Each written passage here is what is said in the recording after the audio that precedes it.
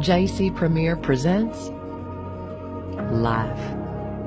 These are real-life stories of the distributors of JC Premier, overcoming struggles and hardships. The good life, that dreams will always be as real as you believe it to be. Embrace it. Believe. Life's a journey, not a destination. This is the Good Life Stories. Ako si Edwin Guevara, tiga Antipolo. Ang background ko po, dati lang po akong janitor messenger. Kasi hindi po ako nakatapos ng high school. So second year high school lang po ako. Madami kami magkakapatid. So nakakalungkot maisipin, halos lahat kayo magkakapatid, hindi nakatapos ng pag-aaral. Kaya ako, inabot ko hanggang second year high school kasi wala namang kaya yung pamilya namin. Nakakalungkot pa nga, namatay yung tatay ko na nadukha. Talagang walang-wala. So, kailangan ko magtrabaho kasi hindi na ako makapag-aral.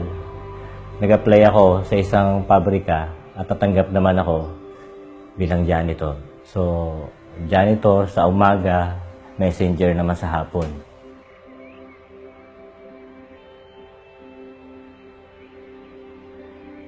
So kahit janitor messenger ako, may pangarap ako.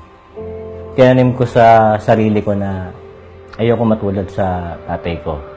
So ang meron lang talaga ako pangarap.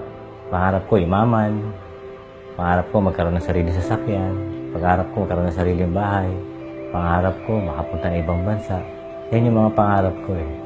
Sa sitwasyon ng trabaho ko, malabo yung mga pangarap ko.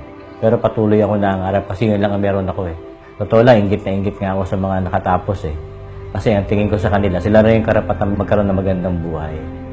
So sa isang katulad ko na janitor messenger, pwede kong sabihin na wala na akong pag-asa. Kaya lang, ang nagpapalakas ng loob ko, yung mga pangarap ko. So patuloy lang ako nangangarap.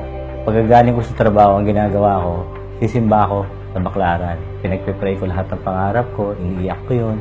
Pinagtitiri ko ng kandila yun. Kasi lagi ko sinasabi sa Panginoon, Lord, bigyan mo ako magandang opportunity. Kahit mahirap, gagawin ko. Basta mabago lang buhay ko. Hanggang dumating yung araw na na-invite ako sa JC Premier at na-share sa akin yung negosyo. Pero totoo lang, noong una, di ko maintindihan eh. Isipin ko, kaya ko ba to? Yung mga, nung kinuwento sa akin, dito, pwede ka dito. Kasi kung may pangarap ka, pwede ka dito. Sinubukan kong gawin ng JC Premier. Totoo lang, ang problema ko nga, paano ako mag-join eh. Kasi wala talaga ako pera.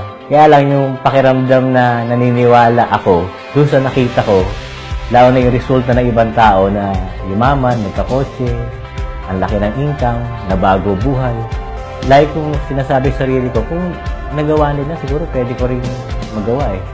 Sa JC Premier, dito ko na-experience ang makapag-travel sa ibang bansa ng libre. Napunta ako ng Hong Kong, Singapore, Bali, Indonesia, Dubai, libre yun. Sa JC Premier ko na-experience yun. Magtatatlong taon na ako sa JC Premier ngayon. Sobra-sobra na yung blessing na binigay sa akin ng Panginoon. Pinapasalamatan ko rin yung tao na ginamit niya, bakit nakilala ko ang JC Premier. Kaya pinapasalamatan ko si upline Ninong Bernard de la Cruz. Siya yung taong nagdala sa akin sa JC Premier. So nagpapasalamat din ako sa dalawang tao, yung ating presidente, si Boss Jonathan So, and ang ating Vice President na si Boss Carlito Macadangdang. Pagkatao, masipag, patyaga, at naniniwala, at tamang negosyo ang ginagawa niya. Merong biyaya bibigay, merong pagpapala. At yung pagpapalang yun, lahat yun natanggap ko nang dahil sa JC Premier. It is the things we work hardest for what will reward us the most. And this is his good life story.